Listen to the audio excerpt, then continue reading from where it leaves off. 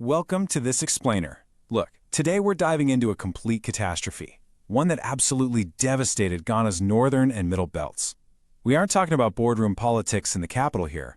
We're examining an intimate, community-level tragedy where a trusted financial institution literally wiped out the life savings of thousands. Relying strictly on the documented facts, we're going to break down exactly how the DKM Microfinance collapse happened, how the regulatory system utterly failed to stop it, and why the fallout is still echoing today. 90%. Just let that sink in for a second. According to customer representatives who spoke out right at the height of the crisis, an estimated 90% of the people living in the town of Nkoranza had their life savings trapped in collapsed microfinance companies, primarily DKM. You know, this wasn't some peripheral, high-risk side investment for a few wealthy speculators. No, this was the absolute financial backbone of an entire community, just vanishing overnight. Okay, let's dive into the immediate, visceral human suffering here. When DKM's accounts were frozen, a vibrant town like Nkoranza fell into this eerie, terrifying silence. Victim testimonies painted a grim picture. Sick people were literally being turned away from hospitals because their medical funds were locked away. Desperate farmers couldn't even buy seeds for the upcoming season. And it gets worse. Some testimonies revealed that victims had actually taken out massive bank loans just to invest in DKM, which triggered an inescapable debt trap the moment the doors closed. And the human cost? It was devastating. By October 2016, the Member of Parliament for Nkoranza North confirmed that at least 70 people had died. 70! These deaths were attributed to extreme financial distress, the sudden inability to pay for critical medical care, and honestly, just sheer psychological despair. We're talking about farmers, market women, teachers, and civil servants who are simply trying to grow their modest savings, completely unaware of the massive disaster brewing right behind the scenes. So how does a nightmare like this even begin? Let's look at the anatomy of an illusion. Now, what's really interesting here is the architect of this scheme, Martin K. Delle. He wasn't some shadowy, anonymous figure. He was an award-winning, trusted local youth entrepreneur, and that is exactly why people trusted him. He used that immense community trust to push, frankly, impossible math. To put this in perspective, the Bank of Ghana's base rate at the time was roughly 25% per year. DKM, on the other hand, was out there offering a 50% return in just 90 days. If you compound that, it's effectively a 200% annual return. There is absolutely no legitimate risk-free investment anywhere on earth that delivers that. But because DKM had an official license, this impossible illusion looked completely legitimate to the public. Because behind those wild promised returns was a fatal Ponzi structure. When investigators finally cracked open DKM's books, they uncovered a massive financial black hole. Out of the 115.24 million CDs collected in customer deposits, they only found about 9% in actual cash. The other 91%? Completely missing or diverted. The entire operation was just paying early investors with new investors' money. A classic, devastating trap. Which brings us to a really uncomfortable chapter. The regulator who blinked. I mean, where was the Bank of Ghana in all of this? How did the very institution designed to protect depositors fail so spectacularly to prevent this? Well, when heavily pressured by Parliament, the defense from the Bank of Ghana was incredibly blunt. The BOG governor, Dr. Kofi Wampa, stated the bank could not be blamed because the law says they should undertake field visits once a year. That was the regulatory standard they were hiding behind.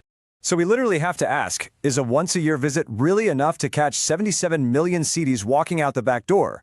A financial product offering 50% returns in 90 days should have immediately set off massive alarm bells for any trained regulator. Yet DKM operated for nearly a decade, openly advertising these impossible rates across the region before the regulator finally decided to step in. And this brilliantly illustrates the sheer scale of the legal oversight flaws. By law, DKM was only allowed to invest a maximum of 25% of its paid-up capital into physical assets. Actually, scratch that. To put it in real numbers, with about 1 million CDs in capital, that limit was roughly 250,000 CDs.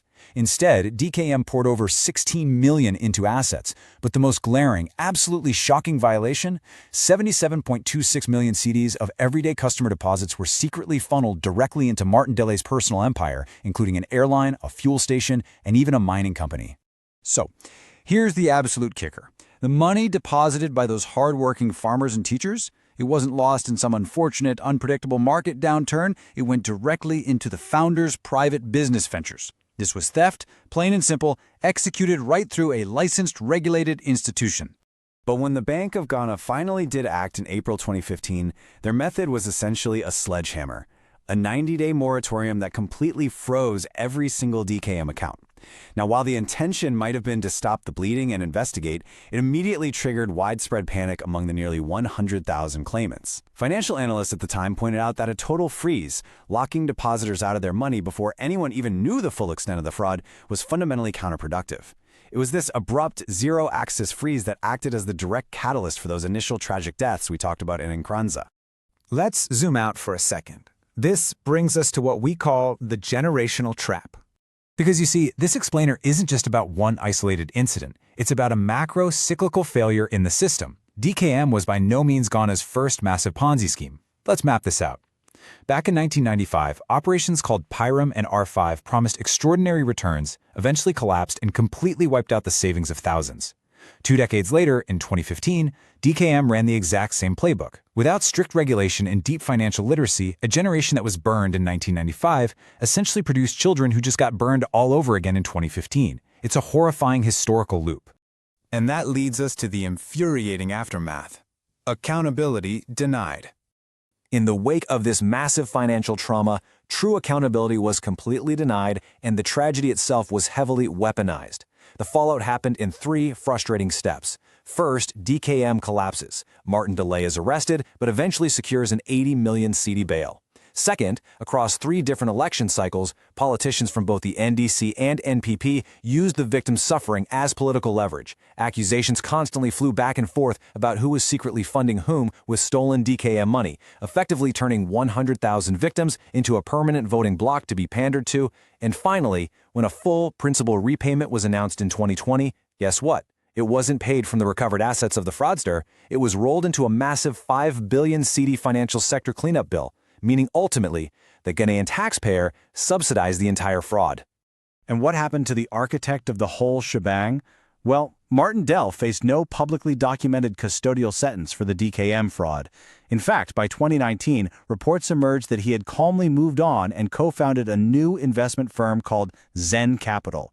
Unbelievably, and you literally cannot make this up, some victims who had lost money in DKM took their fresh, rebuilt savings to Zen Capital, only to allegedly be defrauded a second time when that company's leadership went into hiding. So, what does this all mean? We have a system where regulatory inspection standards completely failed, legal investment limits were flagrantly ignored, and the very people meant to protect the public instead allowed a generational disaster to unfold. When a fraudster can just walk away to start a new company, and victims' real devastating pain is simply passed around as permanent political currency election after election, what does that actually say about the system? Thank you so much for joining us for this explainer, and remember to always keep questioning the structures that are supposed to protect you.